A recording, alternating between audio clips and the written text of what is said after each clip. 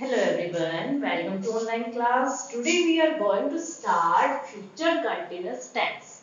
Beta, future continuous tense is used to denote an action which is expected to be in progress at a certain point of time in the future. मतलब उस action को denote करता है जो future में होने की उसकी क्या होती है, संभावना होती है, यानी वो फ्यूचर में होने वाला होता है वो एक्शन। बेटा हिंदी के वाक्यों में इसकी पहचान होती है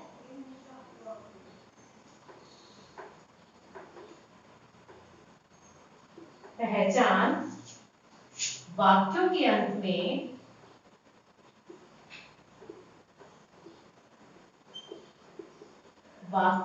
अंत में रहा होगा,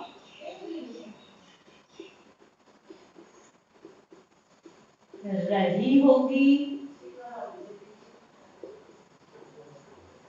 रहे होंगे इत्यादि आते हैं।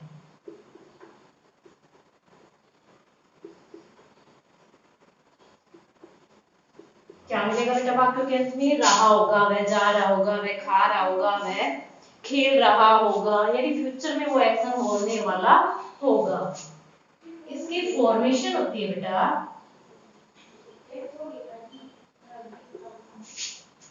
सब्जेक्ट प्लस विल शैल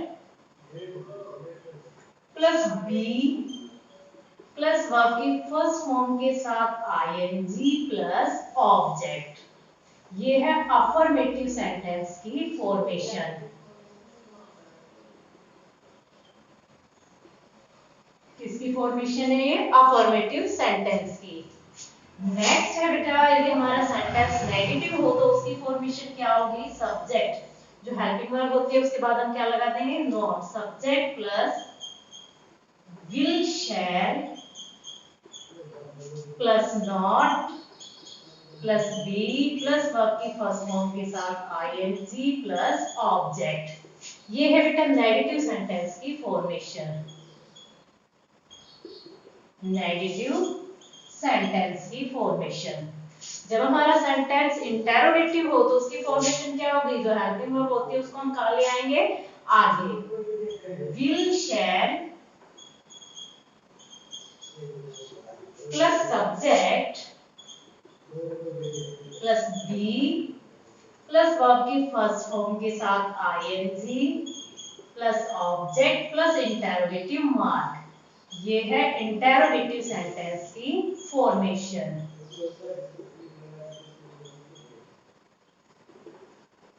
और जब बेटा हमारा इंटेरोगेटिव सेंटेंस किससे स्टार्ट हो? WH वर्ड से स्टार्ट हो तो उसकी फॉर्मेशन क्या होगी? उसमें स्टार्टिंग में क्या ऐड हो जाएगा? WH word.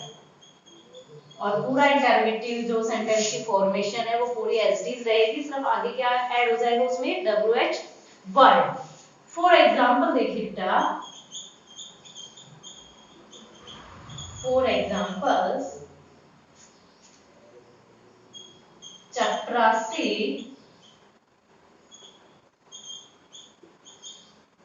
स्कूल में घंटी बजा रहा होगा। बजा रहा होगा जो एक्शन होगा वो कब होगा? फ्यूचर में। कब उम्मीद की जा रही है उस काम के होने की? फ्यूचर में। तो बेटा सब्जेक्ट क्या है इसमें? चपरासी। तो द पीरियड विल या शैल, इस तरह से हम क्या यूज करेंगे? Will.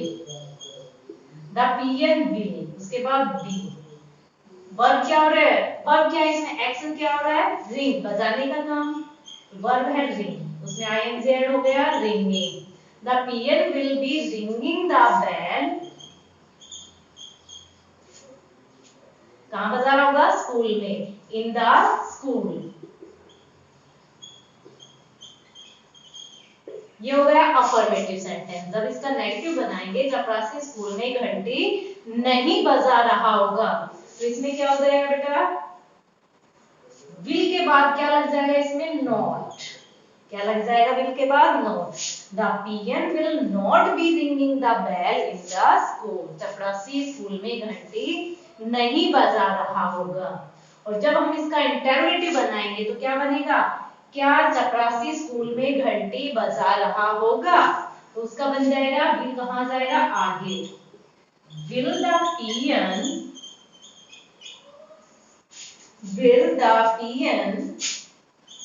be ringing the bell in the school? ये हो गया क्या? Interrogative sentence. नेक्स्ट है बेटा WH वर्ड का सेंटेंस देखिए।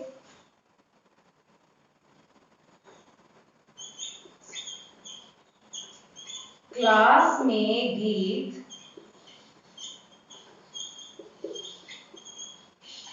कौन गा रहा होगा? कौन गा रहा होगा? ये WH वर्ड से स्टार्ट है। कौन तो क्या आ जाएगा? Who will be. ये हमने बताया था स्टार्टिंग क्या आ जाएगा? WH वर्ड और उसके बाद पूरा इंटरोगेटिव सेंटेंस वाली formation. Who will be singing a song who will be singing a song in the class? Interrogative mark. ये है बेटा आपका इंटरोगेटिव सेंटेंस जो WH वर्ड से स्टार्ट है। आज का आपका होमवर्क है बेटा, आपको future continuous tense complete fair notebook में राइट करनी है और इसको लर्न करना है। थैंक्स।